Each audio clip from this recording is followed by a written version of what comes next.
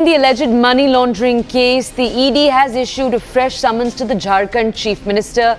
They are asking him to appear on September 23rd. Remember, why this is important is because the Chief Minister has already filed a petition with the Supreme Court in which he's seeking a stay on. He's also seeking the quashing of the summons in this that have been issued by the ED. Remember, what we do know about this case is that the Supreme Court on Friday had adjourned to September 18th. So till tomorrow, the hearing on this entire case. Remember, the Chief Minister in his defense has said that these are politically motivated allegations. My colleague Ananya Bhatnagar to join us to bring us more. Ananya, let me just tell our audiences that the Central Probe Agency is investigating more than a dozen land deals in the state of Jharkhand, including one related to defense land. Essentially, they're saying that a group of middlemen allegedly connived to forge deeds and documents as long back as the early 1930s. But again, Hemant Soren has denied all these claims. Ananya, tell our audiences about what's proceeded in court and what lies in store for tomorrow.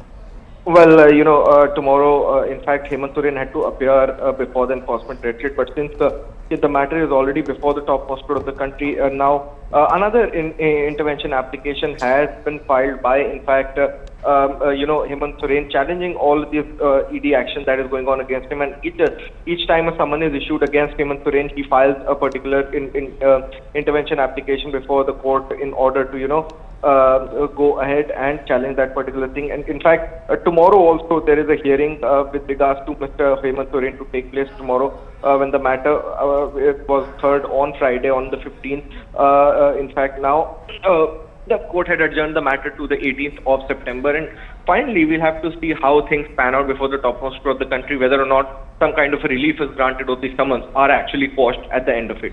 Tell our audiences, please, Ananya, if you could. We know that Hemant Soren has argued that the ED summons are a misuse of Section 50 of the PMLA. What does he mean when he say that? Well, the Supreme Court had in Vijay Madan Lal Chaudhary upheld the powers of the Enforcement Directorate under Section 50 of the PMLA. Remember that ED has special powers to, record statements of particular people in its custody. And in fact, these statements are admissible in nature, and that's exactly what Section 50 says.